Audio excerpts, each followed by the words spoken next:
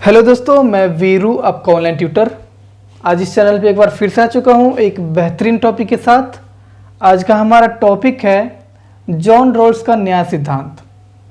ये BA first year का सबसे महत्वपूर्ण इम्पोर्टेंट क्वेश्चन है और ये 11वीं क्लास में भी आता रहता है और बीए फर्स्ट ईयर में भी आता रहता है। तो ये दोनों ही लेवल के लिए बहुत इंपॉर्टेंट टॉपिक है। ये एनालाइज आप कर सकते हैं, पिछले सालों के क्वेश्चन पेपर देखें और उसका इम्पोर्टेंस समझें। तो जॉन रॉल्स एक अमेरिकी उदारवादी विचारक थे जिन्होंने समाज में किस प्रकार से लोगों को न्याय दिया जाए इस पर इन्होंने सिद्धांत दिया है। जॉन रॉल्स का बचपन से ही सामाजिक समस्याओं को लेकर उनके निदान किस प्रकार से किया जा सकता है उस चीज़ को लेकर रुचि रखे हैं और इसी वजह से वो धीरे धीरे उनके मन में समाज के प्रति काफ़ी लगाव रहा और लोगों को किस प्रकार से समानता के द्वारा न्याय दिया जा सकता है, स्वतंत्रता के द्वारा न्याय दिया जा सकता है, वो उन्होंने ये अपनी न्याय के सिद्धांत में व्याख्या किया है। दोस्तों, अपनी पुस्तक जॉन रॉल्स ने जो लिखा था 1971 में प्रकाशित हुआ, जो उस पुस्तक में उन्होंने न्याय के मुख्यतः दो सिद्धांतों का वर्णन किया है और ये दो सिद्धांत कौन सा है हम इसी की बात आज करेंगे।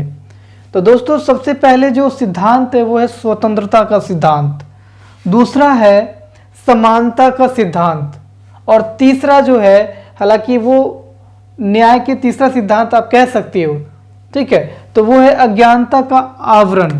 ये एक तरह से देखा जाए तो न्याय के तीन सिद्धांत है, ठीक है, तीन अवधारणाएं हैं, आप ये समझ के चलिए। तो इन तीनों उपागमों को, इन तीनों अवधारणाओं को, तीनों सिद्धांतों को हम सही से पढ़ेंगे। तो दोस्तों, ये टॉपिक है न्याय की और न्याय का सिद्धांत है जॉन रॉल्स के द्वारा, यही आज हम पढ़ेंगे। तो सबसे पहले हम पढ़ लेते हैं स्वतंत्रता का सिद्धांत। जॉन रॉल्स व्यक्तिगत विकास के लिए स्वतंत्रता को काफ़ी ज़्यादा महत्वपूर्ण माना है और उन्होंने कहा है कि व्यक्ति के विकास के लिए स्वतंत्रता बहुत ज़्यादा अनिवार्य तत्व है और इसके बिना व्यक्ति अपना संपूर्ण रूप से विकास कर ही नहीं सकता है, ठीक है। तो इसलिए स्वतंत्रता व्यक्तिगत विकास को प्रोत्साहित करता है, व्यक्तिगत विकास को बढ़ाता है। तो इसलिए बिना व्यक्तिगत स्वतंत्रता के विकास संभव नहीं है। दूसरा, उन्होंने जो न्याय का जो सिद्धांत दिया है वो है समानता का सिद्धांत। दोस्तों, जॉन रॉल्स इस सिद्धांत में आर्थिक समानता पर बल दिया है। जॉन रॉल्स का मानना है कि अगर समाज में आर्थिक समानता स्थापित है तो समाज के हर एक वर्गों को न्याय मिल पा रहा है, समाज में न्याय की स्थापना हो रखा है।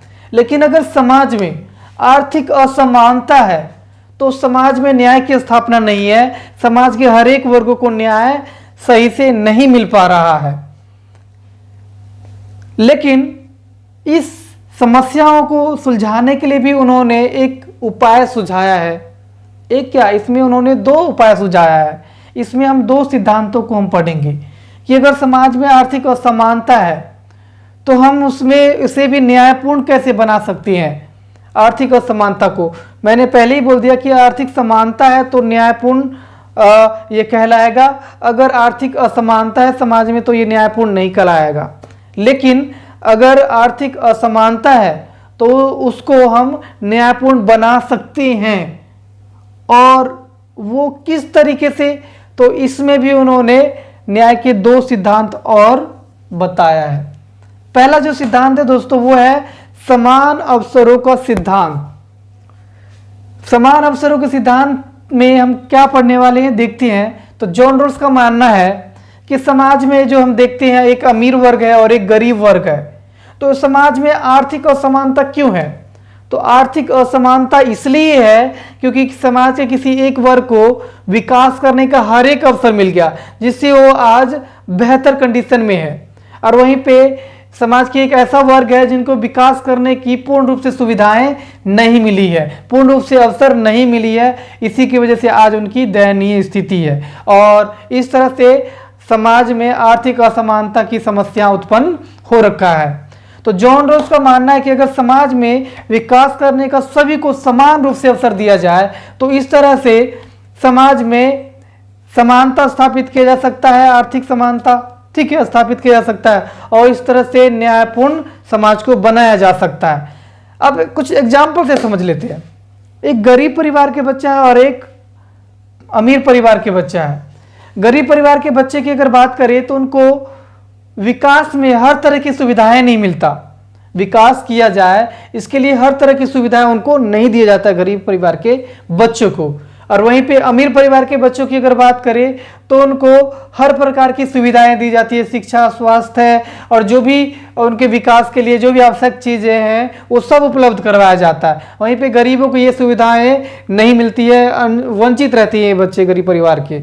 तो जाहिर सी बात है दोनों वर्ग के बच्चे पढ़ेंगे, लेकिन क्या होगा कि ये जो अमीर परिवार के बच्चे वो काफ़ी ऊपर चला जाएगा, काफ़ी हाई रैंक पे चला जाएगा, काफ़ी उच्च पद पे चले जाएंगे। और वहीं पे गरीब परिवार के बच्चे हैं वो ज़्यादा से ज़्यादा छोटे मोटे पदों पे रह जाएगा, ऑफिशियल वर्क कर लेगा और इस तरह से अमीरी गरीबी में अंतर बढ़ता है। और इसलिए जॉन रॉल्स कहता है कि जो इस गरीब वर्ग के जो बच्चा है इनको जो मौका नहीं मिला है विकास करने का तो उनको पूर्ण रूप से अवसर दिया जाए विकास करने का। तो इस तरह से जो यहाँ पे है वो अपने आप ही इसके लेवल आ जाएगा।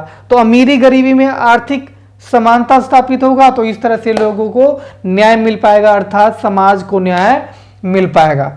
दूसरा सिद्धांत कौन सा है? तो दूसरा सिद्धांत कहते हैं कि अगर समाज में आर्थिक असमानता है, अमीरी गरीबी में बहुत ज़्यादा अंतर है, ये अमीर है तो ये गरीब है, तो ये आर्थिक असमानता है। और जॉन रॉल्स कहता है कि अमीर वर्ग के द्वारा हमेशा गरीबों को क्या करता रहता है, शोषण किया जाता है और इन्हीं के गरीब वर्ग की वजह से ये अमीर वर्ग जो है वो क्या कर पाते हैं, अपना विकास कर पाते हैं, इतना धन अर्जित कर पाते हैं। और जितना ये अमीर वर्ग लाभ कमाते हैं इस वर्ग से, ठीक है, इस वर्ग को उतना लाभ का हिस्सा नहीं दे पाते हैं, पूरा हड़प जाता है। तो इस तरह से गरीब वर्ग का क्या होता है, शोषण होता है अमीर वर्ग के द्वारा।